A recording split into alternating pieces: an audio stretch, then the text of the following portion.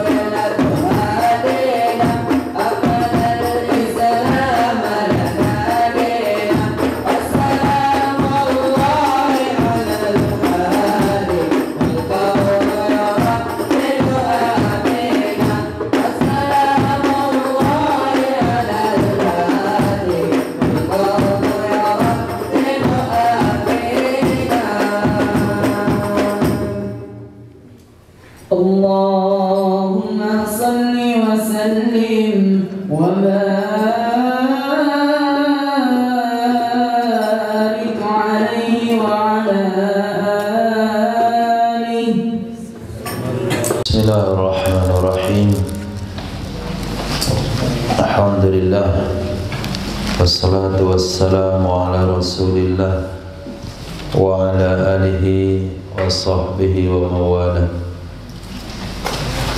Allahumma fasalli wa sallim wa karim wa azim ala sayyidina maulana Muhammadin sayyidil anbiya'i wal mursalin wa habibi rabbil alamin wa ala ashabil akramin wa ahli baiti tahirin wa azwaji tahirati ummahatil mu'minin wa tabi'ina lahum bi ihsanin ila yaumiddin, amma ba'd.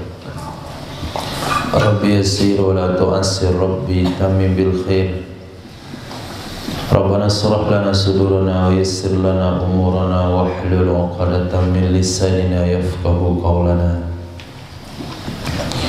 Bisanadina al-muttasili ila imamil khatimatil hufaz al-imam Jalaluddin As-Sayyuti rahimahullah wa qaddasallahu sirrah wa adaman nafa'a bi ulumihi wa barakatihi wa nafahatihi wa madatihi wa karamatihi fid darini amin. Hadis 4870 diriwayatkan oleh Imam Tabrani dan kitab Syarah Kabir dari Sayyidina Abdullah bin Abbas radhiyallahu ta'ala anhuma. Hadis hasan, Nabi sallallahu alaihi wasallam bersabda, syarrul bait al-hammam, sejelek-jelek bahagian rumah adalah hammamnya. Hammam ada artinya WC, ada juga maknanya kamar mandi, ada juga artinya tempat bilas selesai dari berenang. Ketika kita berenang, maka selesainya disediakan tempat untuk bilas badan. Itu disebut hammam. Nabi SAW bersabda, sejelek-jelek rumah adalah hammam. Ketiga-tiganya memiliki makna yang sama. WC memang tempat yang paling jelek karena itu adalah tempat tidur syaitan. Kemudian kamar mandi juga sama, dan tempat bilas dari kolam renang juga sama. Tapi setelah kita lihat rangkaian kalimat setelahnya, hammam lebih tepat maknanya di sini adalah tempat bilas badan selesai berenang. Lihat bahasanya, ta'lu fihil aswatu, meninggi, keras, meninggi padanya bangunan oleh suara-suara. Tentu bukan tempat bilas kolam renang yang antum kunjungi, karena itu belum disebut hammam, itu baru disebut kamar mandi. Hammam yang sesungguhnya tempat bilasnya satu ruangan yang besar, kemudian disediakan berbagai macam air bilas, apakah itu berbentuk shower atau kran. Jadi ramai mandi di tempat sebesar ini. Misalnya situ 1, 2, 3, 4 sekelilingnya. Di mana kita jumpa?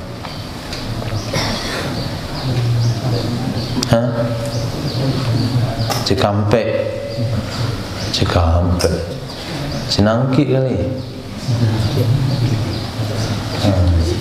Jauh pergi kolam renang ke Cikampek situ. Pergi Jur. Naam. Itu yang disebut dengan hammam. Ta'lu fihil aswad, keras, kencang padanya oleh suara-suara. Watuk syafu fihil aurat, dan dibuka padanya hammam akan aurat. Dibuka padanya hammam akan aurat. Faman dakhalahu, maka siapa saja yang memasuki ia akannya hammam. Faman, maka siapa saja dakhalahu, yang memasuki ia akannya hammam, la yadkhul, janganlah ia masuk kecuali mustatiran, hal keadaan menutup diri. Hal keadaan menutup diri, pakai basahan. Titik.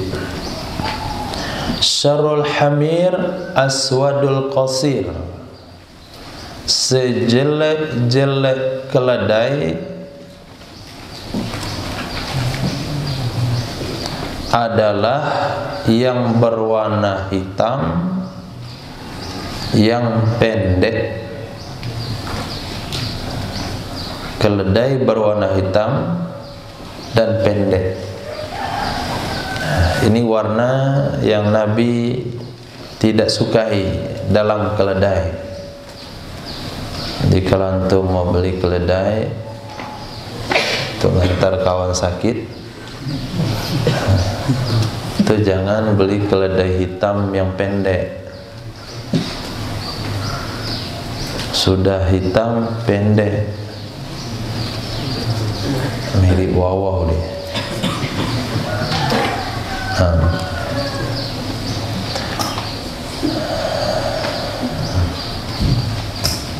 Kemudian kalau onta yang Nabi suka itu warna merah. Kemudian keledai Nabi warnanya putih.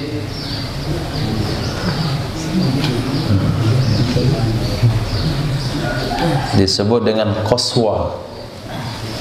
Nama keledai Nabi al-qaswa, berwarna putih. Nah, dari sini kalau beli kendaraan itu bagus warna putih.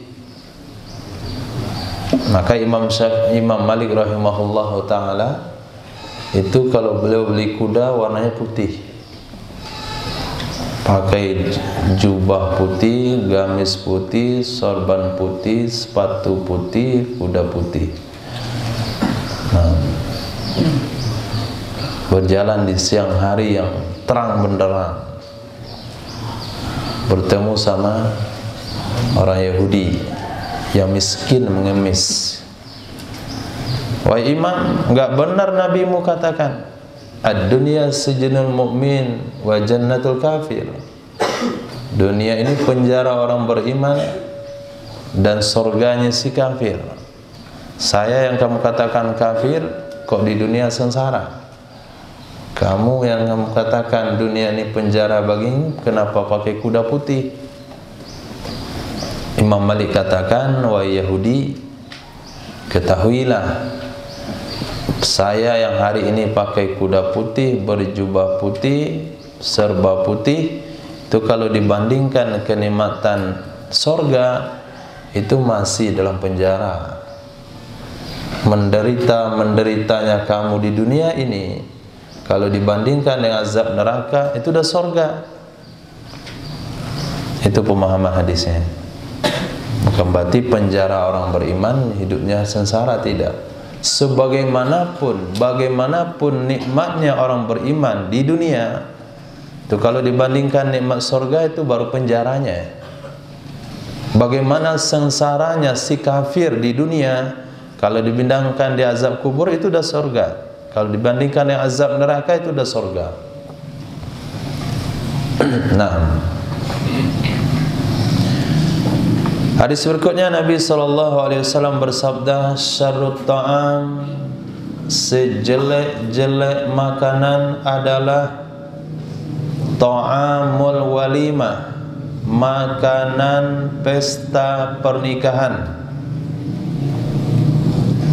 Sejelek-jelek makanan adalah ta'amul walimah, adalah makanan pesta pernikahan. Pesta pernikahan yang bagaimana? yang makanannya jelek, lihat sifatnya ke depan, jumlah fi'il, fa'il, maf'ul, jadi sifat kepada walimah. Yumna'uha may ya'tiha, dicegah akannya walimah akan orang-orang yang mau mendatanginya walimah. Yumna'uha, dicegah akannya walimah akan orang-orang yang mau mendatanginya walimah. Wa yud'a, dan diundang, ilaiha, kepadanya walimah, may ya'baha, orang-orang yang enggan, orang-orang yang enggan akannya walimah, tangan. Nah, tangan itu enggan.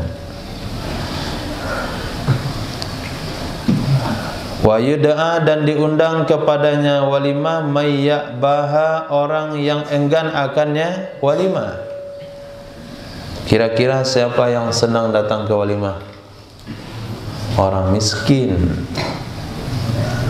Yang enggak mau datang? Orang kaya.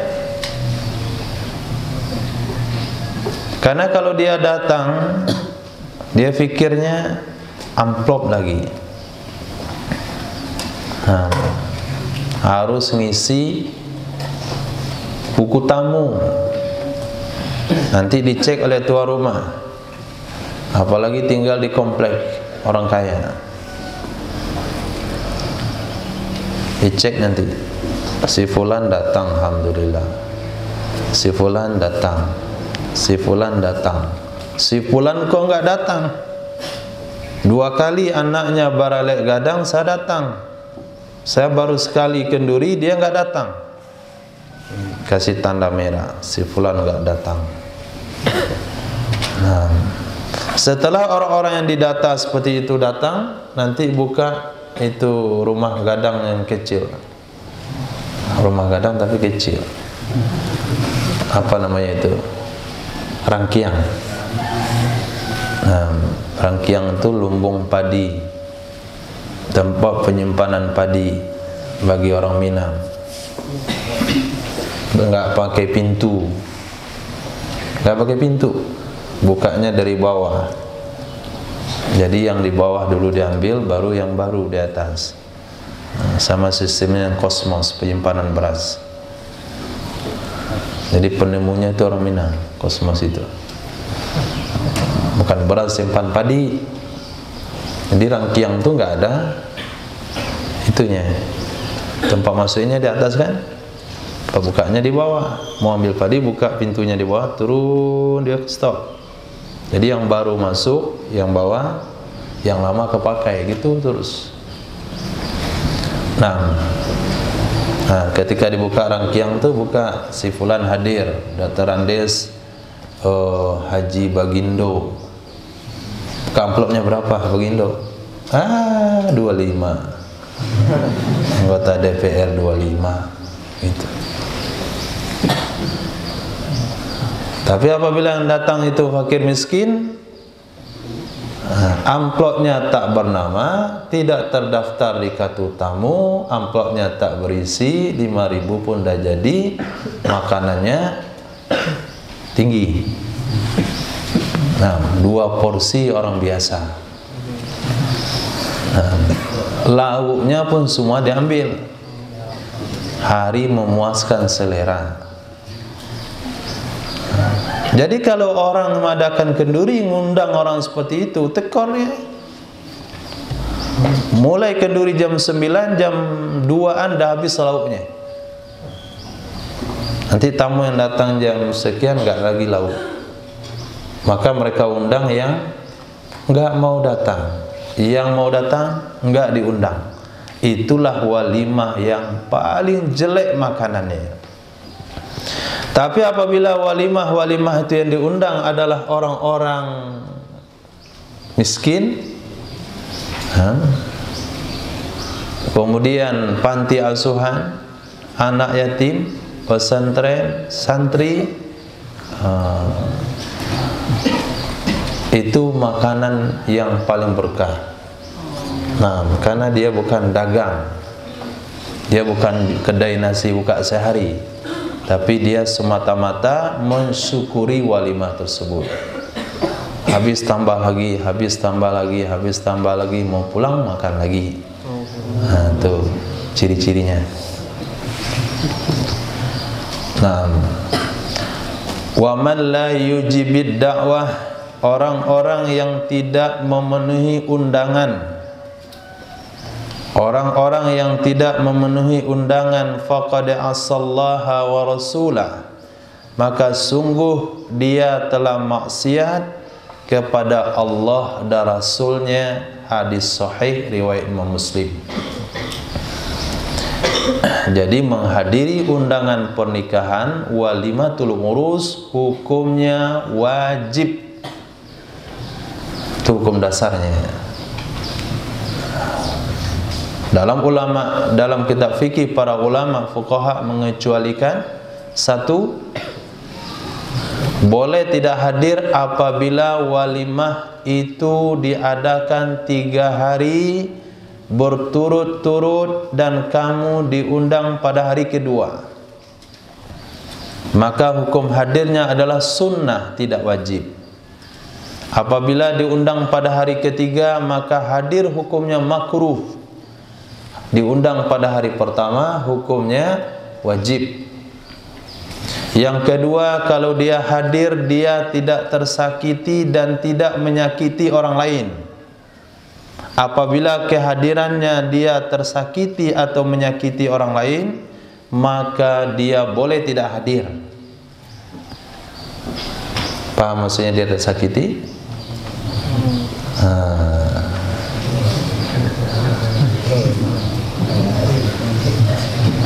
Yang hadir di situ semuanya lawan politiknya. Semuanya lawan politiknya. Misalnya yang Kenduri itu Partai Kuning. Semua undangan rata-rata Partai Kuning, dia aja yang Partai Coklat satu. Berarti dia tersakiti. Semua yang datang di situ pemahamannya adalah Wahabi. Dia aja yang ahli sunnah situ. Sehingga dia datang pakai sarung, pakai baju koko, pakai peci nasional, pakai tasbih. Yang lain celana di atas mata kaki, alhamdulillah sunnah, berjenggot tak berpeci, botak, dua rata-rata, dah hitam. Bicara tentang bid'ah. Sebentar lagi akan ada perkara bid'ah besar, Maulid Rasul. Terganggu dia, maka dia boleh enggak hadir. Nah, boleh enggak hadir? Atau itu enggak boleh disebut. Atau itu. Alasan ketiga boleh enggak hadir kalau di situ ada maksiat organ tunggal. Tapi apabila kehadirannya membuat organ tunggal itu berhenti, boleh dia hadir. Stop, musik stop. Ada buya datang, nah, itu boleh. Bagus dia berlama-lama di situ, sampai organ tunggalnya mengantuk pulang nih. Kalau sampai powernya seperti itu wajib dia hadir. Nah, bahkan seharian dia mesti di situ. Kenapa? Karena kehadiran dia menghentikan maksiat. Tapi apabila kehadiran dia tidak menghentikan maksiat, maka dia lebih boleh hukumnya untuk tidak hadir. Nah, itu beberapa pembahasan alasan-alasan seseorang boleh tidak hadir dalam walimatul urus. Hadis berikutnya semakna dengan hadis di atas, menjelaskan makna hadis di atas. Siapa yang pengen hadir tapi enggak diundang, siapa yang enggak pengen hadir tapi diundang. Syarrut ta'am, sejelek-jelek makanan adalah ta'amul walimah, makanan kenduri pernikahan. Syarrut ta'am, sejelek-jelek makanan, tidak ada keberkahannya, memakannya tidak memberikan kekuatan ibadah. Bahkan kalau kita makan, kita mengantuk dalam zikir. Ta'amul walimah adalah makanan kenduri pernikahan. Yud'a ilaihi sya'banu sab'anu, diundang kepadanya kenduri atau kepadanya makanan walimah akan orang-orang kenyang. Sab'anu, orang-orang kenyang. Wa yuhbasu anhu, dan dilarang darinya makanan walimah al-ja'i', akan orang lapar. Akan orang lapar. Itu penafsiran daripada yud'a yumna'uha mayatiha, dihalang akannya walimah orang yang mau datang, karena yang datang tuh lapar dan dia dah cancel masak seharian untuk penghematan pengeluaran, dan dia bawa semua ahlul baitnya, mulai pada yang di kursi roda, bawa situ, sehingga satu pojok tenda itu penuh dengan keluarga dia. Nah, makan siang situ, makan sore, seharian nggak masak, alhamdulillah. Sarapan ditunda. Al-ja'i'. Sementara orang-orang kenyang diundang, dia makan dikit saja, asal makan. Yang dikit pun disisain, nggak dihabisin. Nah, orang senangnya kan ngundang yang seperti itu, yang makannya dikit, yang amplopnya banyak. Nah, jadi selesai pernikahan ada untung. Antum dengar di kampung-kampung itu baraleknya ada untungnya enggak? Kok baralek ada untungnya? Emang kamu jualan? Oh, rugi baralek kemarin.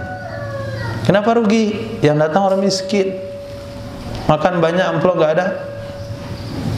Oh, kalau si anu baralek untung dia 2 kali lipat, modal 10 juta dapat 20 juta. Kenapa? Makan orang-orang kenyang. Nah, ambil ayam kuah-kuahnya aja, kerupuk 1, timun setengah. Nah, itu pun gak habis dia makan. Jadi persepsi mereka adalah ketika mengadakan kenduri pernikahan, selesai kenduri dia hitung untung rugi. Nah, kalau seperti itu kenduri yang diadakan, itu adalah makanan yang tidak bagus untuk dimakan. Nah, syarrul kasbi mahrul baghi, sejelek-jelek usaha adalah mahar pelacuran. Mahar pelacuran. Dia punya usahanya, pemasukannya itu daripada PSK. Nah, itu penghasilan yang paling jelek. Tuh, kalau antum ditraktir jangan makan. Kalau tertraktir muntahkan. Atau udah kemakan nggak bisa dimuntahkan, bayar sama dia. Nih, uang makan saya tadi saya bayar. Kenapa dibayar? Emang hasil usaha kamu apa? SK. Yang kedua, samanul kalbi, nilai atau harga anjing. Harga anjing. Jadi keluar persepsi sebahagian, bukan sebahagian, segelintir orang jual anjing lebih cepat kaya pada jual kambing. Kambing beranak 2 ekor paling banyak, anjing bisa 7, 5 lah sekali beranak dia. Makan nggak perlu sabiti rumput, dia cari makan sendiri, nanti jual. Harganya bukan harga kambing 5 juta, 7 juta, 15 juta. Nah, masuk ke dalam persatuan PBB, Persatuan Buruh Babi.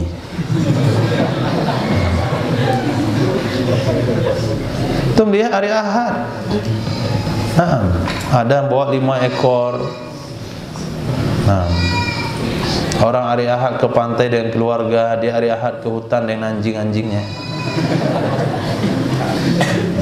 Dia pagi-pagi, orang antar anak sekolah, dia antar. Ini dia boleh. Habis jalan, susah kita lewat. Kalau dijilat sekali saja, ribet urusannya ini.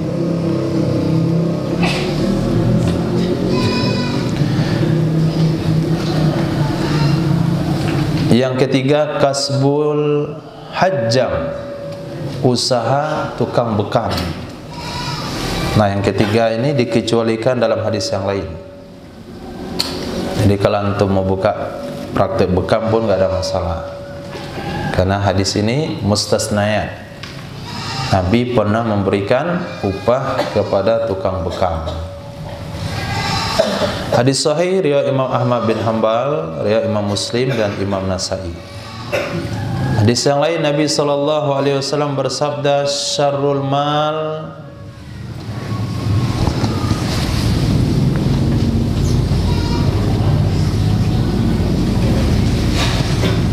sejelek-jelek harta pada akhir zaman adalah mamalik.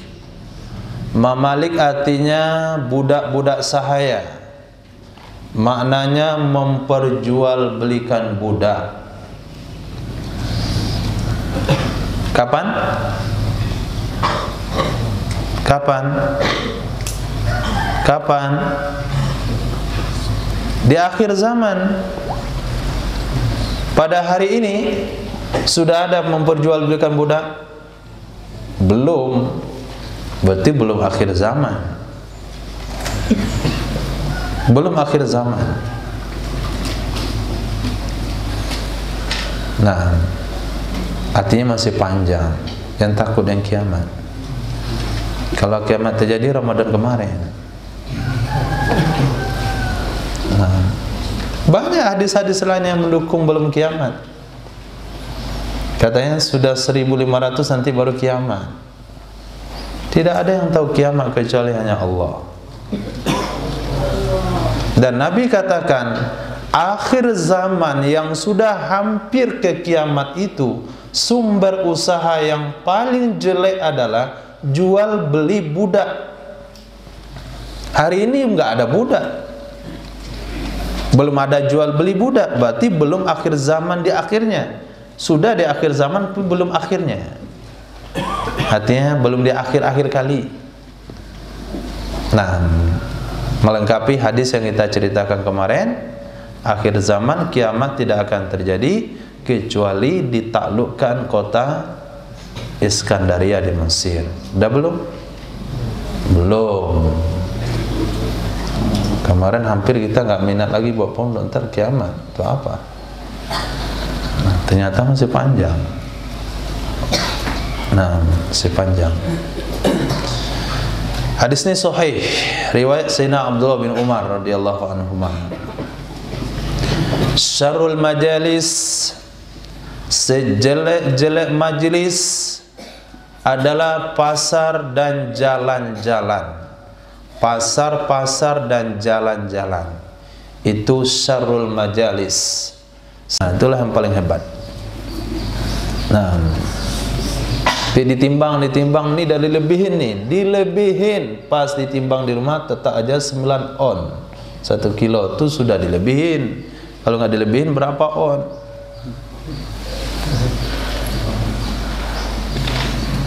Wa khairul majalis, sebaik-baik tempat duduk adalah masjid-masjid.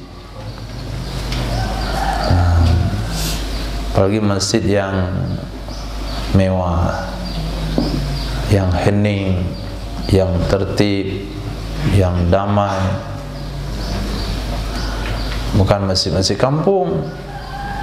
Masjid kampung mirip pasar. Sudah mau waktu Jumat masih ngobrol. Kita lihat bukan anak-anak. Anak-anak 80 tahun lalu.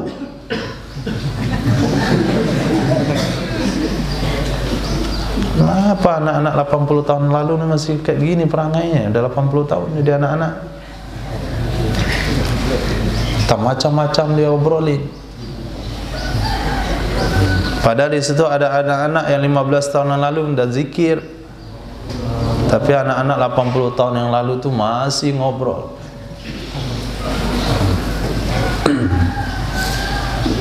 Betah. Nah, berhasil dia jadi anak-anak. Jadi sebaik-baik majelis adalah masjid. Fa illam tajlis fil masjid, maka jika kamu tidak duduk dalam masjid, falzam baitak, maka tetaplah kamu di rumahmu. Jika kamu tidak duduk di masjid, maka tetaplah kamu di rumahmu. Ini konsep liburan. Kalau enggak ke masjid, di rumah, 2 saja. Hadis sahih. Tapi ada masjid yang bagus, saya lihat, salut kita. Sebelum Jumat, orang sudah sholat, ada yang zikir, ada bapak-bapak suara handphonenya berbunyi. Apa kata bapak? Kecilin suaranya, mengganggu orang. Kasihan saudara kita terganggu. Mantap. Nah, itu apalagi yang ngobrol gitu. Mau keluar sana kalau ngobrol. Itu pengurus namanya, yang tegas, yang mesti punya wibawa. Ini enggak, pengurusnya ngobrol. Syarrun nas, sejelek-jelek manusia adalah alladzi yus'al billah, orang yang diminta dengan nama Allah. Orang yang diminta dengan nama Allah, thumma la yu'ti, kemudian dia tidak mau memberi.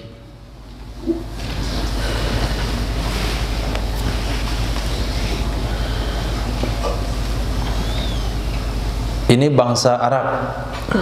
Kalau dia pengen minta sesuatu dan permintaannya tidak ingin dikecewakan, ditolak oleh kawannya, maka dia katakan ansudukallah, ansudukallah, saya minta kepadamu dengan nama Allah. Kalau orang Arab sudah diminta dengan nama Allah, pantang kalau enggak beri. Itu kebiasaan mereka. Maka dalam surah An-Nisa Allah katakan apa? Wattaqullaha alladzi tasaaluna bihi wal arham. Takutlah kamu kepada Allah yang kamu meminta dengan nama Allah. Tasaaluna bihi. Itu bangsa Arab. Nah, sejelek-jelek orang meminta adalah meminta dengan nama Allah. Sejelek-jelek orang yang diminta, kalau diminta dengan nama Allah, dia tetap enggak beri. Jangan setelah antum dengar hadis ini, sejelek-jelek orang meminta, kalau diminta dengan nama Allah dia enggak mau beri.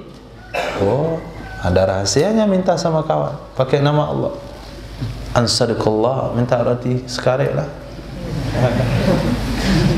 Ingat, kalau kamu enggak beri, kamu orang jelek. Karena saya sudah minta dengan nama Allah. Kamu lebih awal jelek, minta roti aja pakai nama Allah. Nah,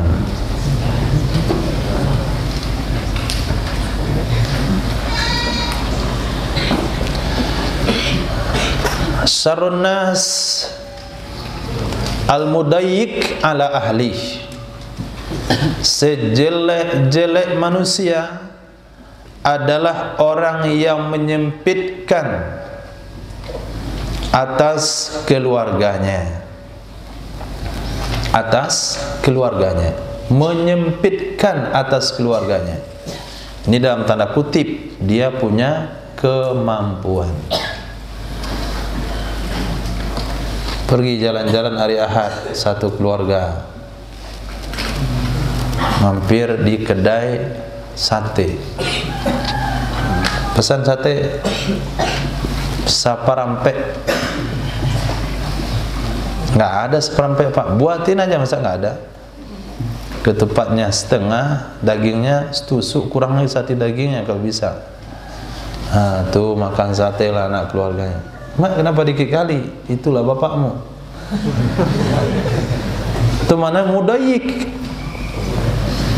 Nah, menyempitkan. Padahal dia punya kemampuan, tapi dia enggak mau berbagi. Hemat sekali, sangat hemat. Nah, beli martabak satu untuk bertujuh. Nah, martabak Mesir. Maknya dapat kuahnya, hanya mau bawangnya. Alhamdulillah, syukuri orang nggak makan kuah martabak, kamu udah makan. Itu mana mudayyik. Beli baju boleh sekali dalam 3 tahun. Nah, itu mana mudayyik. Zuhud dong, yang zuhud. Poligamis yang zuhud agak 80.000. Zuhud.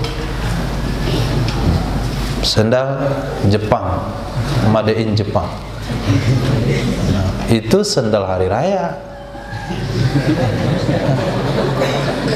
Itu lebih khusyuk kamu sholat, bawa ke lapangan, nggak akan ada nyuri.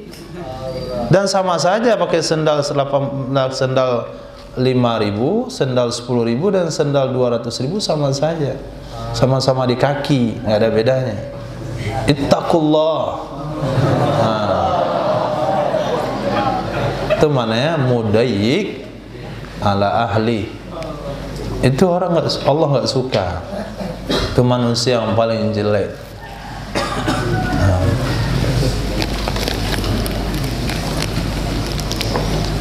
Syarrun nas manzilatan yaumal qiyamah.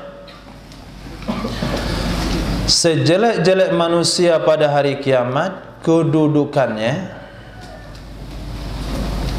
Syarrun nas, sejelek-jelek manusia, manzilah, kedudukannya, yaumal qiyamati, pada hari kiamat, may yukhafu lisanu, seseorang yang ditakuti lidahnya, au yukhafu syarruf, atau ditakuti kejahatannya. Sehingga ketika seseorang terzalimi, dia memilih untuk diam daripada menuntut haknya. Kenapa? Kalau dituntut haknya akan ada kezaliman yang lebih besar. Itu punya kita diambil orang tuh, diam saja, biar diambil dikit, kita minta diambil lebih banyak lagi. Itu yukhafu syarru. Jangan ngomong, ketika ngomong ditembak. Jangan ngomong, kamu masuk penjara. Pokoknya jangan berurusan sama dia, mendingan cari jalan aman. Kalau berurusan sama dia bakalan lebih masalah. Itu kedudukan nanti di neraka, kedudukan yang paling jelek. Atau lisanuh, lidahnya ditakuti. Jangan debat sama dia, antum ngomong 1, dia ngomong 1000. Kayak mesin jahit. Nah, mendingan cari aman saja. Nah, 2 posisi seperti ini, kalaulah ada manusianya Orang tidak berani menuntut haknya, orang tidak mau menuntut kezalimannya, orang tidak mau menyampaikan keinginan dan sebagainya, karena yang dikhawatirkan adalah tindakan jeleknya atau ucapannya. Maka orang itu posisinya di akhirat posisi yang paling di bawah, paling jelek. Tidak ada tempat yang paling jelek kecuali jahannam. Wasa'at masira. Syarru qatil, sejelek-jelek orang yang terbunuh. Qatil bermakna maktul. Baina saffain, antara dua barisan. Ahaduhuma, salah satu keduanya adalah yatlubul mulk, mencari kekuasaan. Mencari kekuasaan. Dia berperang untuk mencari kekuasaan. Ternyata dia menjadi korban. Itulah korban perang terjelek. Hadir perang untuk mencari kekayaan duniawi. Syarru ma fi rajul, sejelek-jelek sesuatu yang ada pada laki-laki. Sejelek-jelek sesuatu yang ada pada laki-laki adalah suhun haliun, kikir yang berlebihan. Kikir yang berlebihan, halik maknanya yang mendorong orang tersebut untuk loba atas harta. Wajubnun khali', dan penakut yang berlebihan. Penakut yang berlebihan. Ini dua sifat yang jelek bagi laki-laki. Bagi perempuan gak ada masalah. Nah, takut sama kecoa gak masalah. Takut sama apalagi ulat, takut sama cacing. Perempuan ya biasa. Laki-laki nampak cacing lari dia.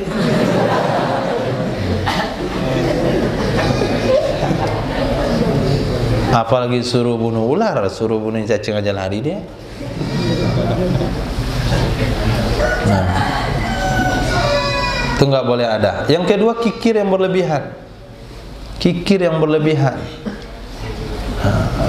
Biasa yang memiliki sifat kikir itu perempuan. Laki-laki punya sifat kikir juga. Masya Allah, itu sifat yang paling jelek sekali.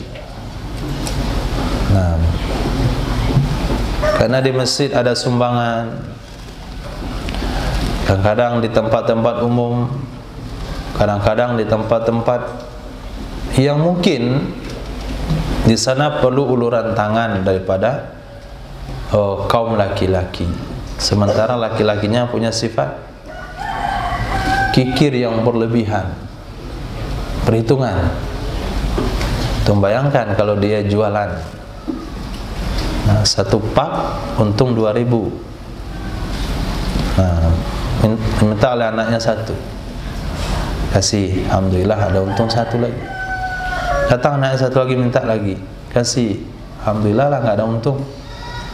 Datang anak satu lagi minta, ini jualan rugi jadinya. Logikanya berpikir begitu.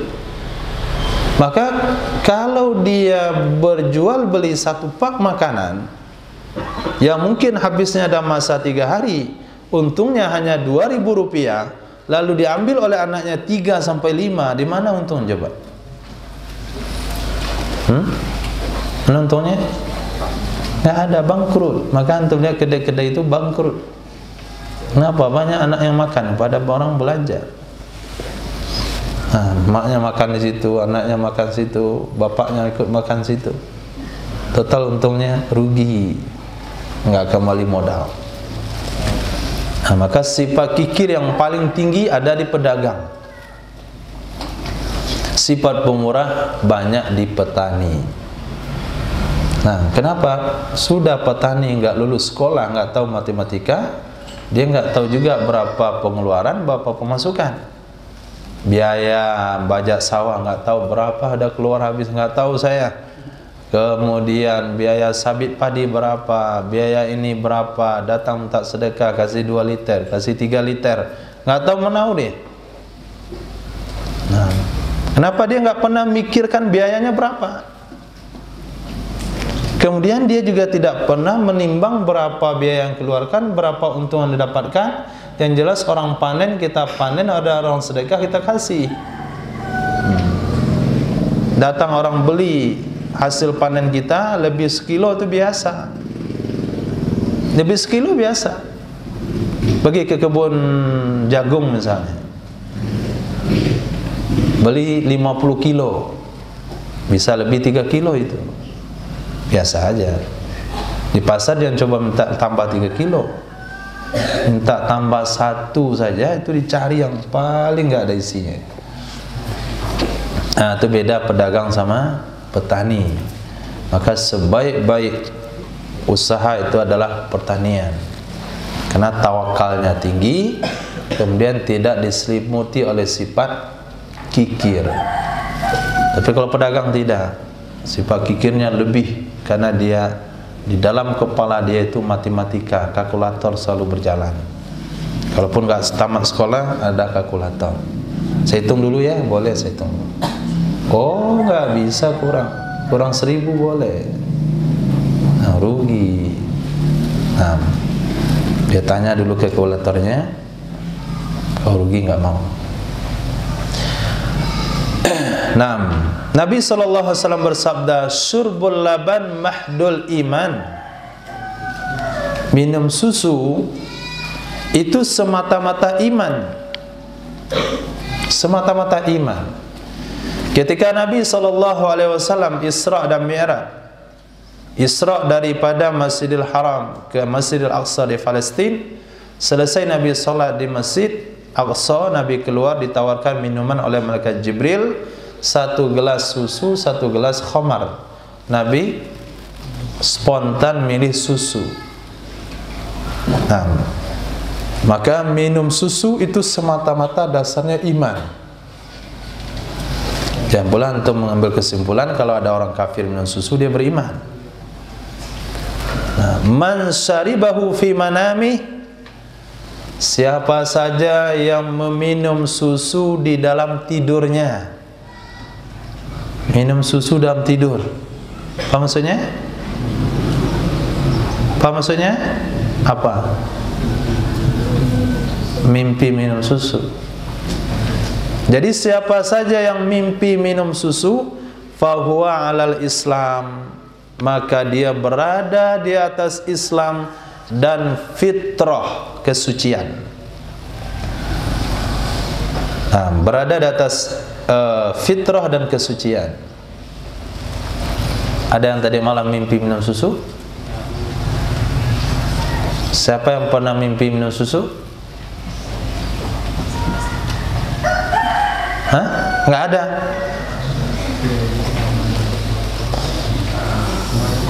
Maka supaya antum bisa mimpi minum susu setiap hari, sampai ke bawah dan mimpi. Nah, kalau antum sudah pernah mimpi dan bermimpi minum susu, maka dipastikan orang itu berada di atas agama Islam dan fitrah. Kullu mauludin yuladu alal fitrah. Berarti jiwanya, batinnya kembali kepada anak yang baru lahir. Anak baru lahir minum susu, dia juga mimpi minum susu, jiwanya sama. Wa man tanawalal laban biyadih, maka siapa saja yang mengambil susu dengan tangannya, bermimpi mengambil susu dengan tangannya, nggak sempat minum, cuman dalam mimpi itu dia dikasih susu oleh orang lain dan diambil, fahuwa ya'malu bisyara'i'il Islam, maka dianya orang beramal dengan syariat Islam. berarti dia beramal dengan syariat Islam. Ini bagian daripada ilmu takwil mimpi. Ada juga hadis yang berbicara tentang takwil mimpi, yaitu tentang gamis. Agamis Nabi menafsirkan itu adalah iman dan Islam. Gamis. Kalau kita bermimpi dengan seseorang, dalam mimpi itu kita jumpa pakai gamis putih, jubah hijau, pakai sorban, pakai tailasan, tasbih di tangan, itu memang sempurna agamanya dan imannya. Na'udzubillah, kalau sampai kita mimpi dengan seseorang dia pakai celana kotok saja, itu perlu ditaskil dia 4 bulan.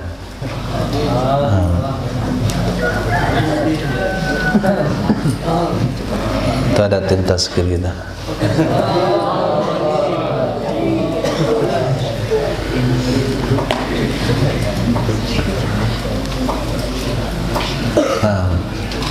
Maka imam apa yang punya kitab Tafsirul Ahlam,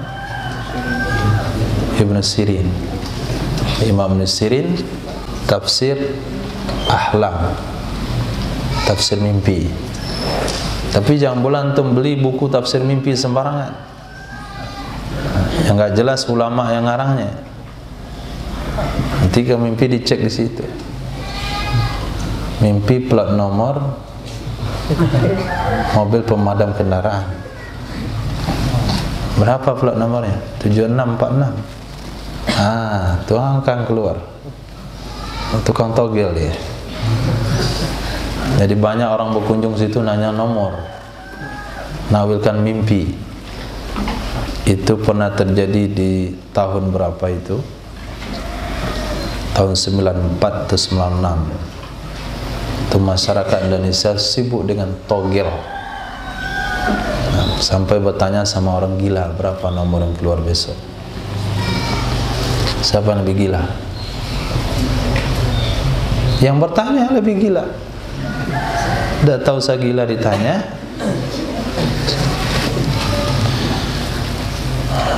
Semua orang ribut dengan takwil mimpi. Syiarul mu'minin, syaraful mu'min, kemuliaan orang beriman, salatuhu bil lail, salatnya di malam hari, wa izzuhu, dan keagungannya orang beriman, istighna'uhu, ketidakbutuhannya orang beriman, amma fi aidin nas, dari benda-benda yang ada di tangan-tangan manusia. Ketidakbutuhannya orang beriman, ketidakketergantungannya orang beriman dengan barang-barang yang ada di tangan orang lain. Di sana letaknya keagungan seseorang yang beriman. Kalau pribadi orang beriman seperti itu Allah katakan,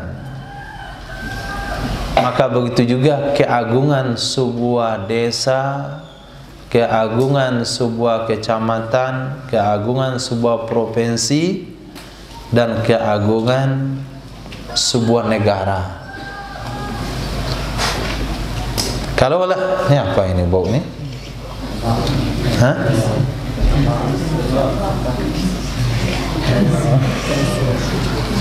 Oh, salah baunya kayak gitu. Punya antum bukan?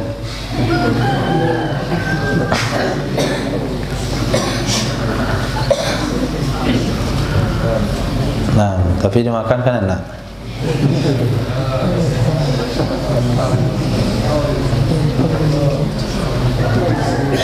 Nasi kadang-kadang juga sama baunya begituan. Asap nasi itu kadang-kadang bau kentut. Ya ada aja orang makan nasi. Terasi juga sama. Jauh baunya busuk, kalau dekat dah harum. Kan? Tuh sambal terasi habis. Jadi kalau bau jauh tuh busuk memang. Tapi kalau dari dekat jadi harum. Terasi.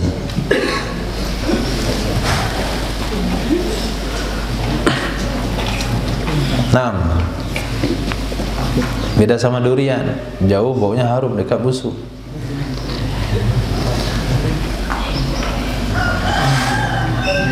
Apa urusannya? Apabila suatu negara tidak punya ketergantungan kepada orang lain, maka di sana letak izzahnya, letak keagungannya. Sekiranya kalau ada provinsi di sebuah negara punya kekayaan alam sendiri, punya apa namanya itu, SDM, sumber daya manusia sendiri, orangnya orang intelek semuanya, disuruh jadi presiden nggak mau dia. Lebih baik saya mengurus provinsi saya. Kemudian orang-orang ilmiah di situ, sabut kelapa bisa jadi uang, sampah jadi uang, kotoran jadi uang, semuanya bisa dikelola jadi uang oleh provinsi tersebut, sehingga dia nggak bergantung ke pusat. Kira-kira bagaimana tanggapan pusat kepada provinsi itu? Kamu mau mendirikan syariat Islam, kami tidak akan turunkan bantuan, nggak masalah. Kamu nggak pilih kami, nanti agak karet turun, nggak ada masalah. Kalau karet turun, kami olah sendiri karet jadi pesawat. Jadi tidak punya ketergantungan, maka dia menjadi izzah. Itu konsep dulu yang pernah ada di negara kita, tidak mau punya ketergantungan kepada negara lain, sehingga bangsa Indonesia memiliki kemuliaan, izzah. Tapi ketika sudah punya ketergantungan, hutang, ini, itu, ono, ene, akhirnya apa? Tidak punya izzah. Tidak punya izzah.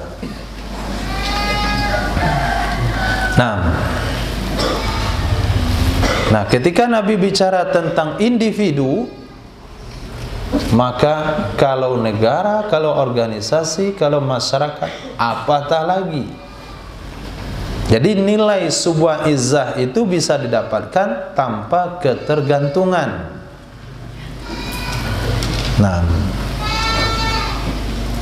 Maka jangan buat kita ketergantungan kepada sebuah kelompok atau sebuah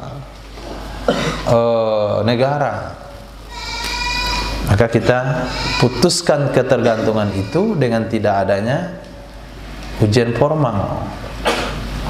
Karena kalau ada ujian formal, ada ijazah. Kalau ada ijazah jadi pegawai. Kalau udah ada pegawai, ya macam-macam, nanti nggak potong gaji, yang macam-macam, ntar pensiunan nggak ada.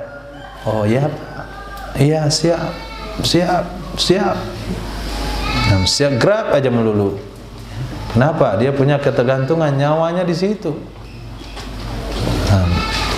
Kamu dipecat, pecat saja, saya nggak punya jabatan. Gaji dipotong, nggak berima gaji deh kamu. Diapain lagi orang tuh? Biarin aja dia. Akhirnya dibiarin aja.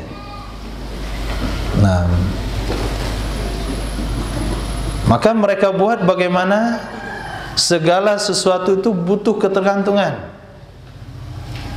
Dibuat orang tuh punya ketergantungan. Akhirnya di mana dimainkan? Ketika ngurus SIM, ngurus paspor, mau keluar 4 bulan pakai paspor, divaksin juga. Coba dia keluar nggak perlu pakai paspor, perlu vaksin nih? Nggak perlu. Mana paspor ini?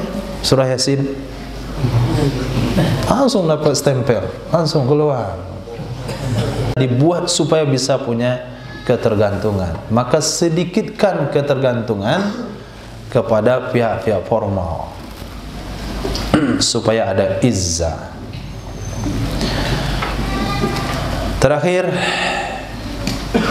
syiarul mu'minin ala sirat, syiarnya orang-orang beriman di atas jembatan sirat pada hari kiamat, Rabbi salim salim.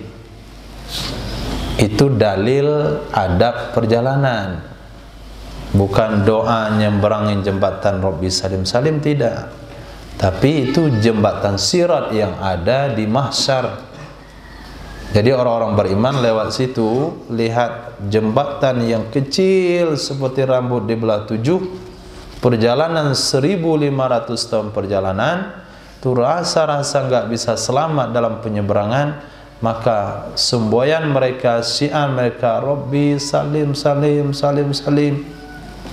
Nah, maka ketika mereka melewati jembatan di dunia yang mereka bayangkan adalah jembatan akhirat, maka mereka amalkan syiar itu supaya dia terpilih menjadi orang yang membaca syiar itu nanti di akhirat. Kalau dia terpilih membaca syiar itu nanti di akhirat, maka dia ciri orang yang selamat melewati siratal mustaqim. Akhirnya diistimbat doa menyeberangi jembatan Rabbi salim salim. Sana dasar hukumnya. Cuma dalam huruf langsung aja ambil kesimpulan, nggak pakai lika-liku begitu. Itu urusan fuqaha.